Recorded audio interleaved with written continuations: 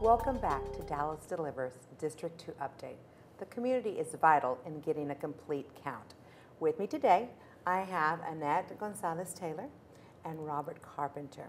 Annette, you are the Director for Communications with the Catholic Diocese. That's correct. And Robert, you are the CEO of the Visiting Nurses Association. Both of you, welcome. Annette, tell me, with the Census and the Catholic Diocese, yeah, I know we've partnered up. You've partnered up before with the Census. What are we doing differently or the same, or what are we doing with the Census and the Catholic Diocese? Well, a lot of outreach and education, really. We partnered with the Census a year ago. We started meeting, finding out ways that we could, through our churches and our Catholic schools, reach those people that maybe would go uncounted otherwise. And so we've done things like at the beginning of the school year, we sent information out in packets to parents. And our teachers and our principals have all been in-serviced by Census officials so that they know the types of messages to get out in the classroom. Because as you know, so many of our students sometimes serve as translators to their parents in the home. And just to also just take that positive information back to their families. In our parishes, we've got up posters, we have literature available in church offices. And the Census has had a booth, or had booths at many of our fall festivals at parishes throughout the Diocese of Dallas, handing out information and just really kind of trying to help alleviate that fear that might exist for those that are here in an undocumented fashion, or the elderly, all of those people that might have a bit of a fear. We're trying to help assuage that fear and help them understand the importance of being counted. And our pastors also, when it gets a little closer to the time of the actual count, our pastors will deliver messages from the pulpit. Very good. And I just recently came back from San Antonio, and I met with the chair of the Complete Count Committee there and learned that San Antonio was, of the large cities, was number 3 in response rate in returning the census 10 years ago. And I said, what's your secret? What did you do? And they said exactly what you were saying, is you take the message to the people.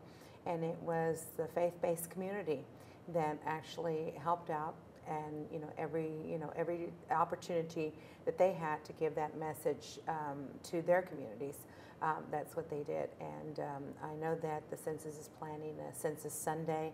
I believe it's the second Sunday of February, so I'm sure everyone in Dallas and in the surrounding area will hear about the Census the second Sunday of February.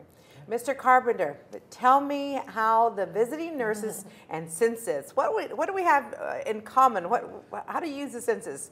Well, it really boils down to the fact that 90% of the people who receive our benefits, and when I say our benefits, it's through the community, that's Meals on Wheels. We have over 6,000 seniors that we serve each day through home-delivered meals or congregate meals in senior centers. Then we have about a 3,000 or 4,000 volunteer group, of which over 80% of those are seniors. So what happens is everybody figures that they're doing their part to help the fellow man in terms of health and human services. But in reality, the bulk of the money comes from government, whether that's the Texas Department of Aging or the Agriculture Department or any other departments are involved.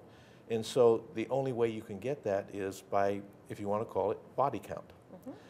So we will be putting together documentation that will be going to each of the recipients to calm their fears. As Annette mentioned, a lot of them don't trust government.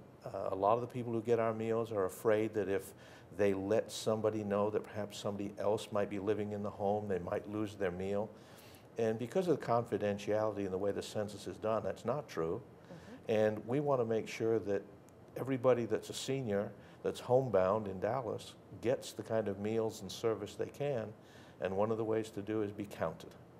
So, Mr. Carpenter, in that message that you send to recipients of meals, will it talk a little bit about the confidentiality of the information that is asked on the survey?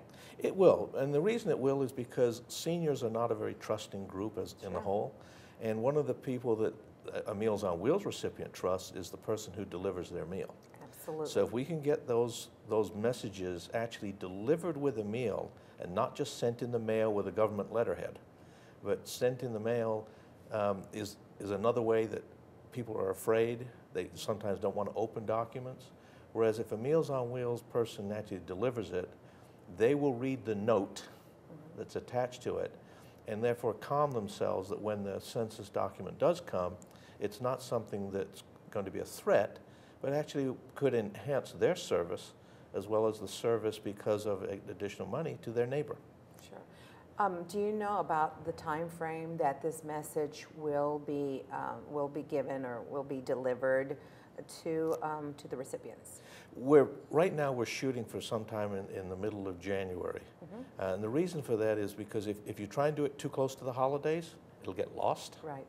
If you try and do it awfully too close to when the documents come, it'll actually keep their edge up, if you want to say. So we're trying to pick a middle ground that is comfort level or comfort food along with the meal. Well, I think that serving on the advisory council for the 2010 census, that is one of the things that we've been discussing as to when ads should come out. So that's about right.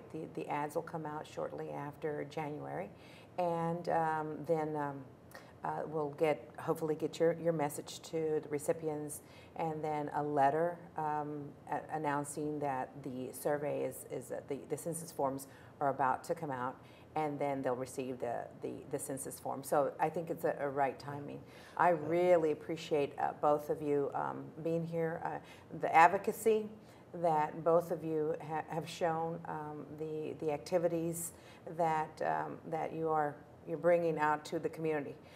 We want to just make sure that those hard to count communities, and that's basically who you serve, and some of the churches is the hard to count communities, is to make sure that they're hearing not only on television or on radio, but from people that they actually know and trust and see on your case on a daily basis, and on your case on a weekly basis, and sometimes on a daily basis because it's schools. Right. But we really appreciate you coming here today to tell us about what you're doing with the census. There's more to come on the 2010 Census, Portrait of America, right here on the Dallas City News Network.